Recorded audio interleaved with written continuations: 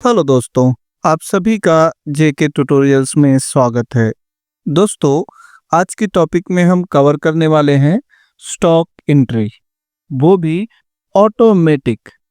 कैसे होगा और क्या-क्या प्रोसीजर करने पड़ेंगे, चलिए टेबल पे आते हैं। सबसे पहले हमने एक यूज़र फॉर्म डिज़ाइन किया हुआ है, जिसमें प्रोडक्ट आईडी, करंट डेट, यहाँ पे हमारा टाइप जिसमें हमने सेल्स या परचेज लिया हुआ है, यहाँ पे प्रोडक्ट और हमने प्रोडक्ट की एक लिस्ट छोटी सी बनाई है, कीबोर्ड, माउस, मॉनिटर, सीपीयू और स्पीकर की। क्वांटिटी, रेट एंड टोटल अपने आप कैलकुलेट होकर आ जाएगा। तो सबसे पहले यहाँ से समझते हैं कि करना क्या है। हम चाहते हैं कि जैसे ही कोई यूज़र प्रोडक्ट की आईडी डाले तो डेट जो करंट डेट हो उस दिन का यहाँ पे ऑटोमेटिक पॉपुलेट हो जाए, यानी कि डेट आ जाना चाहिए। तो सबसे पहले हम इसी के लिए कोड करने वाले हैं। कोड क्या है, चलिए वो देख लेते हैं। लिखेंगे यहाँ पे equal to if bracket open. अब लॉजिक क्या है हमारा?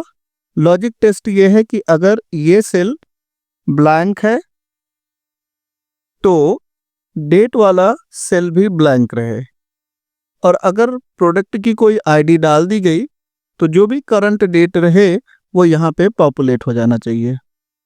अब देखिए यहाँ पे जब तक ये खाली है तब तक ये ब्लैंक रहेगा। मान के चलते हैं कि यहाँ पे हमने डाल दिया P101, तो आप देखेंगे वहाँ पे डेट ऑटोमेटिक आ चुका है। अगला हिस्सा हमारा क्या है वो देखते हैं। यहाँ पे हमारे पास है टाइप, जिसमें परचेज या फिर सेल है। प्रोडक्ट की बात करें तो हमारे पास कीबोर्ड, माउस, मॉनिटर, सीपीयू, ये सारी चीज़ें हैं। क्वांटिटी हमें मैनुअल डालना है, रेट मैनुअल डालना है, टोटल अपने आप हो जाएगा। अब इसके लिए हम एक डेटा भर के यहाँ पे फिल करते हैं और इस डेटा को इस डेटाबेस वाली शीट पे ले जाना है। अब यहाँ से जो भी डेटा हम डालेंगे और इस बटन पे क्लिक करेंगे तो ये बटन हमें लेके आएगा इस डेटाबेस की शीट पर। यहाँ पे हमारा सारा डेटा स्टोर होता रहेगा, जितना भी डेटा हमारे पास है।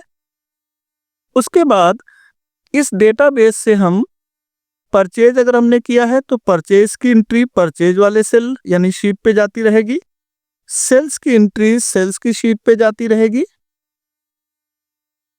और फिर हम यहाँ पे स्टॉक भी मेंटेन करते रहेंगे कि अब तक हमने कितना कीबोर्ड बेचा, कितना कीबोर्ड सेल किया, परचेज किया एंड सेल किया, सॉरी, कितना माउस परचेज किया, कितना माउस सेल किया, अभी हमारे पास कितना माउस या कीबोर्ड बचा हुआ है। तो स्टॉक भी हमारा मेंटेन होता रहेगा। तो सबसे पहले हम इस डेटा को डेटाबेस में सेंड करना सीखेंगे। जब यहाँ पे हमारे पास डेटा आ जाएगा तो यहाँ से हम स्पेसिफिक शीट पर कैसे ट्रांसफ़र करते हैं वो सीखेंगे, और एट द एंड हम देखेंगे कि कैसे हम स्टॉक समरी क्रिएट करेंगे। तो चलिए एक डेटा फीड करके देख लेते हैं। तो हमने लिया है P101, 3 मार्च 2025, सेल कर रहे हैं मॉनिटर, 20 क्वांटिटी है, और रेट डाल देते हैं 1500 रुपया। एंटर करेंगे तो यहाँ पे हमारा सारा डेटा आ जाएगा कैलकुलेट होके। अब हमें क्या करना है, ये सारा डेटा हमें इस वाली शीट पे लेके आना है, राइट। तो हमें क्या करना होगा, सबसे पहले देखिए ये सारी चीज़ें कब होगी, जब हम यहाँ पे क्लिक करेंगे। तो क्लिक करने पे हमें क्या करना होगा, एक मैक्रो रिकॉर्ड करना होगा, ठीक है। तो उसके लिए हमारे एक्सेल के अंदर डेवलपर टैब होना चाहिए।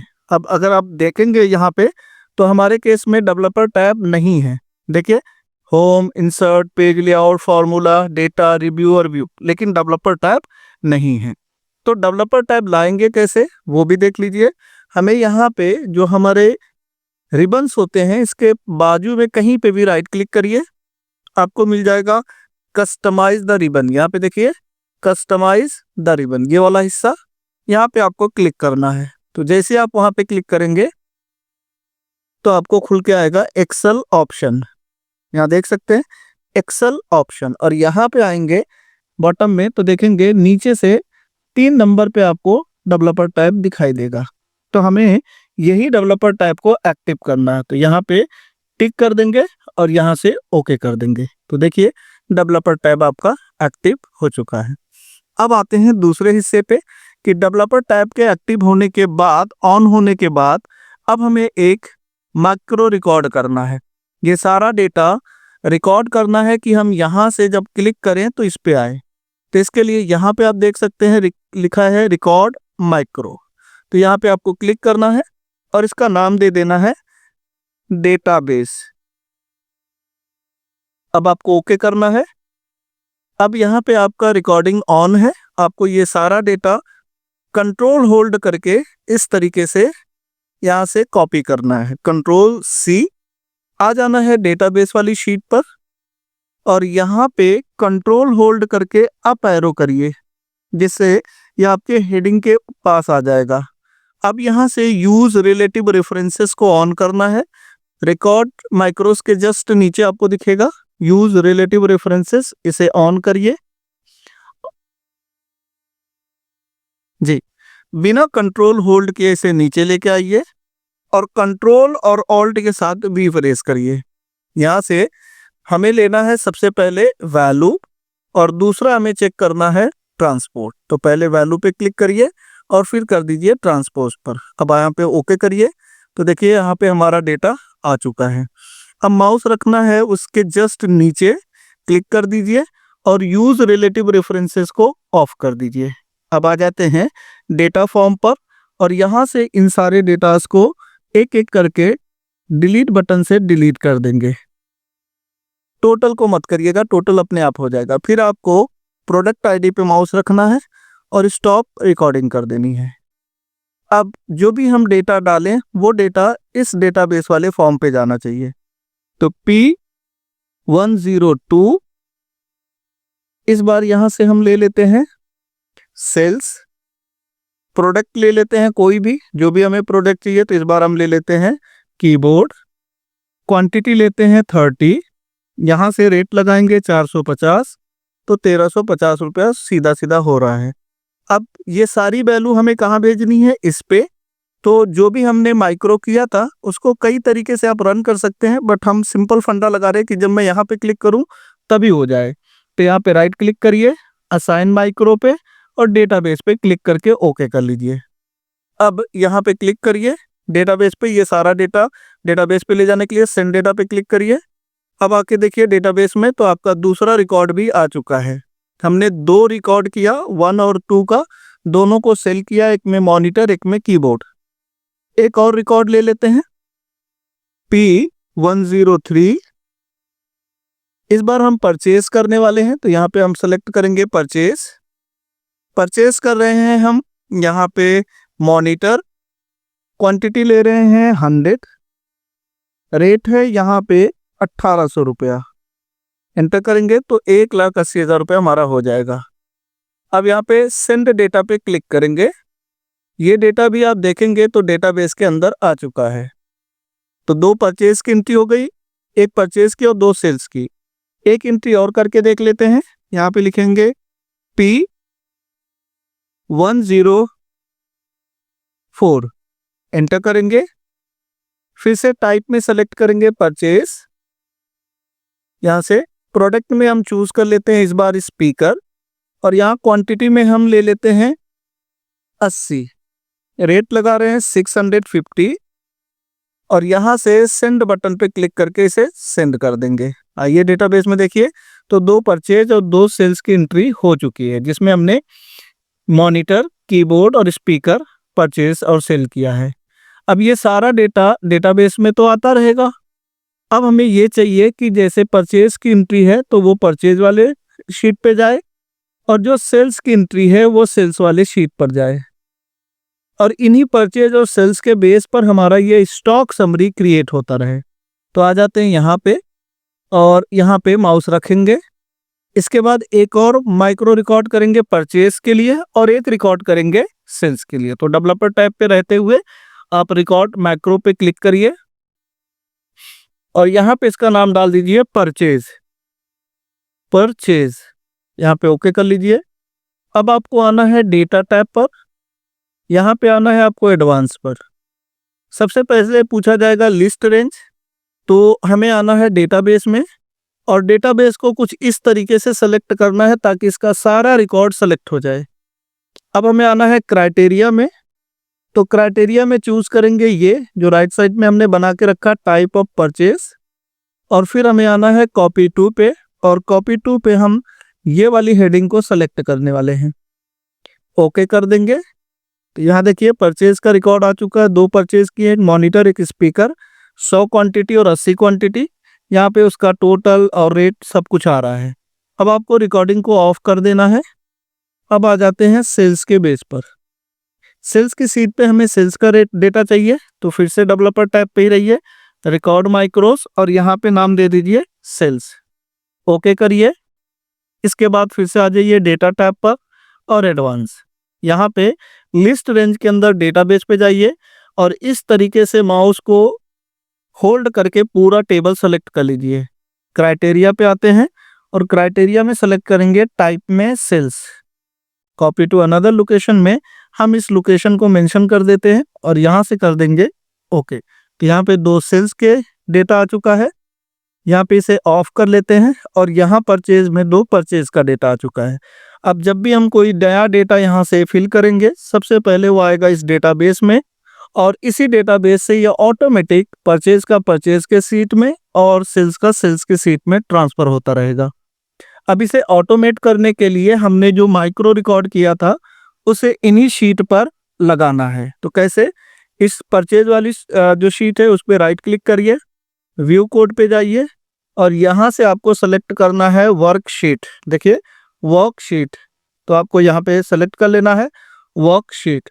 फिर यहाँ पे आएंगे और यहाँ से लेना है एक्टिवेट, सबसे ऊपर मिलेगा आपको एक्टिवेट। ठीक है, तो यहाँ पे हमने एक्टिवेट ले लिया। अब यहाँ पे हमें लिखना है कॉल और फिर लिखना है परचेज। यहाँ से हम क्लोज कर देंगे इसे। अगला हिस्सा में आना है सेल्स पे, तो राइट क्लिक करेंगे, व्यू कोड, और यहाँ से भी हम ले लेंगे वर्कशीट और यहाँ से ले लेंगे एक्टिवेट और यहाँ पे लिख देंगे कॉल सेल्स। इन दोनों को यहाँ पे क्लोज कर देंगे। यहाँ पे हमारा काम खत्म हो गया। अब इस कोड को लिखने का मकसद क्या था? इसे कहते हैं, जिस सीट पर आप क्लिक किए रहते हो उसे कहते हैं एक्टिव सीट। तो जब भी कोई डेटाबेस में डेटा आएगा और जब आप इस पे या इस पे क्लिक करोगे तो उससे रिलेटेड अगर डेटा है तो तुरंत इसमें सेंड कर दिया जाएगा। एक डेटा एंट्री करके देखते हैं ताकि हमें आइडिया रहे कि एग्जैक्टली ये काम कर रहा है कि नहीं।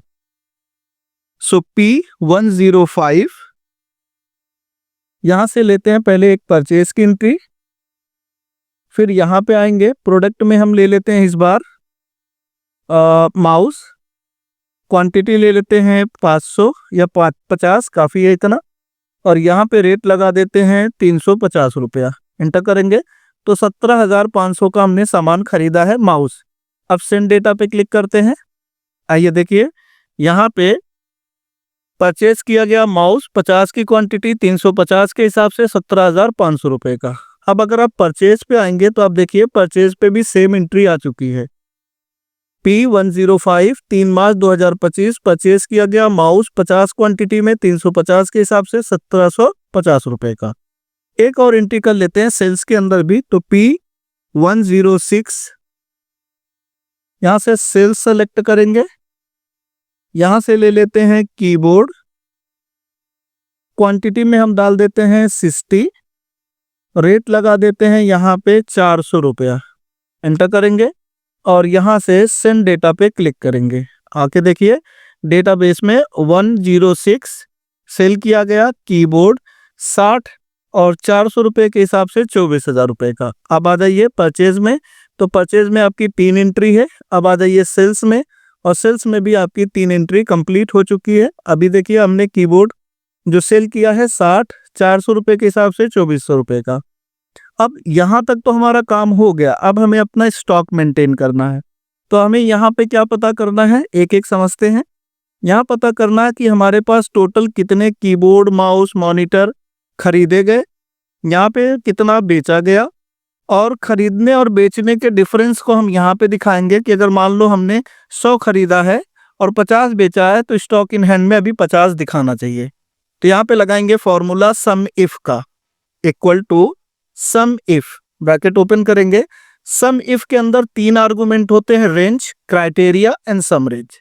तो रेंज के लिए हम चले जाएंगे परचेज वाली शीट पर, और यहाँ पे हम प्रोडक्ट वाले हिस्से को कुछ इस तरीके से सेलेक्ट करेंगे, कॉमा लगाएंगे। अब आ जाते हैं हम स्टॉक पे और यहाँ पे सेलेक्ट करेंगे कीबोर्ड, कॉमा लगाएंगे। फिर सम रेंज के अंदर फिर से आ जाते हैं परचेज पर और इस क्वांटिटी वाले हिस्से को टॉप टू बॉटम इस तरीके से सेलेक्ट करेंगे और ब्रैकेट क्लोज करके इंटर कर देंगे। तो जैसे आप इंटर किए तो देखिए यहाँ पे अभी फिलहाल 0 दिखा रहा है, जबकि हमने परचेज तो किया हुआ है। देखिए क्या करने की बात हो रही है, कीबोर्ड। तो हमने यहाँ पे देखिए परचेज तो किया है, कीबोर्ड नहीं किया, सॉरी, तो 0 ही आ रहा है। अभी हमने कोई भी कीबोर्ड परचेज नहीं किया, स्पीकर किया, मॉनिटर और माउस किया हुआ, राइट। तो हमारे पास 0 आ रहा है, ठीक है। इसी तरीके से हम इसको नीचे की तरफ ड्रैग करेंगे। माउस हमने 50 परचेज किया है और नीचे ड्रैग करते हैं, मॉनिटर हमने 100 किया है और नीचे ड्रैग करते हैं, ये 0 है, हमने कोई भी परचेज नहीं किया और ये 80 है। अब सेम कोड हमें सेल्स के लिए लगाना, तो आ जाते हैं equal to sum if, bracket open करेंगे, रेंज के अंदर इस बार सेल्स की शीट पे जाएंगे और यहाँ पे हमें प्रोडक्ट पर इस तरीके से क्लिक करना है। इससे हमें जितना भी प्रोडक्ट में रहेगा सब सेलेक्ट हो जाएगा, कॉमा। अब आ जाते हैं हम सेल्स पर, स्टॉक पे, और इसमें से सेलेक्ट करेंगे कीबोर्ड, फिर से कॉमा। अब आपको सम रेंज के लिए फिर से सेल्स पे आना है और क्वांटिटी के हिस्से को इस तरीके से सेलेक्ट करना है। ब्रैकेट क्लोज करके आप इंटर करेंगे तो यहाँ पे देखिए सेल्स की एंट्री भी हमारे सामने आ चुकी है। अब इसको हम ड्रैग कर लेते हैं। तो हमने कीबोर्ड 90 सेल किया हुआ है, माउस 0 सेल किया हुआ, मॉनिटर 20 सेल किया हुआ, एंड सो ऑन। ठीक है। अब अगला हिस्सा यह है कि हमारे पास कौन सा सामान कितना है। ठीक है, तो यहाँ पे हम लिखेंगे इफ परचेज क्वांटिटी, इफ लगाने की जरूरत भी नहीं पड़ेगी, हम सिंपल सा कैलकुलेशन कर लेते हैं। ठीक है, तो यहाँ पे लिख रहे हैं equal to purchase minus this one. अभी इंटर करेंगे तो देखिए माइनस नेगेटिव में जा रहा है ये हमारा। ठीक है, इसको नीचे की तरफ ड्रैग कर लेंगे और यहाँ पे एक मैसेज डालते हैं कि अगर जो भी हमारा स्टॉक है वो 30 से कम हो गया तो हमारे सामने एक मैसेज आना चाहिए, परचेज न्यू। परचेज नीड लिख देते हैं, कोई फर्क नहीं पड़ता, परचेज नीड। और अगर ऐसा नहीं है तो इस सेल को खाली रखें, एंटर करिए। तो देखिए ये माइनस में है तो ऑब्वियस सी बात है हमारे पास अलर्ट आ रहा कि हमें खरीदने की जरूरत है। और जहां पे हमने कुछ बेचा ही नहीं है, देखिए यहाँ पे ना तो खरीदा है ना बेचा, तो यहाँ पे हमें कह रहा परचेज करने की जरूरत है। तो इस तरीके से आप यहाँ पे जो भी डेटा डालेंगे, मैं एक और डेटा डाल के दिखाता हूँ, P107। यहाँ पे ले लेते हैं, इस बार एक परचेज करते हैं, परचेज, और यहाँ से प्रोडक्ट ले लेते हैं हम लोग स्पीकर या CPU, और यहाँ पे क्वांटिटी ले लेते हैं 30, रेट लगा देते हैं 1850 रुपए का, तो 55,500 रुपए का बना। सेंड डेटा पे क्लिक करेंगे, डेटाबेस पे आएंगे तो देखिए 7वां रिकॉर्ड भी हमारा आ चुका है CPU का। अब परचेज पे आएंगे तो देखिए परचेज में भी CPU का रिकॉर्ड आ चुका है। अब सेल्स पे आएंगे तो सेल्स में तो हमने किया नहीं, तो यहाँ पे कोई रिफ्लेक्शन नहीं होगा, बट स्टॉक में आपको फर्क जरूर दिखाई देगा। देखिए अभी हमने जो सेल किया वो CPU था, तो देखिए यहाँ पे 30 दिखा रहा है। ठीक है, तो यहाँ परचेज किया 30, तो यहाँ पे 30 आ गया स्टॉक इन हैंड में। इसके पहले यहाँ हमारा 0 था, यहाँ लिख के आ रहा था परचेज नीड। तो होप कि आपको ये वीडियो काफी इंपॉर्टेंट लगी हो, ये आपको इन्फॉर्मेटिव भी लगी हो, आपके काम को थोड़ा आसान कर दे। अगर आपको हमारी वीडियो पसंद आई तो वीडियो को लाइक एंड सब्सक्राइब करें, चैनल को अपने दोस्तों में शेयर करें। मिलते हैं नेक्स्ट वीडियो में, अपना ख्याल रखें।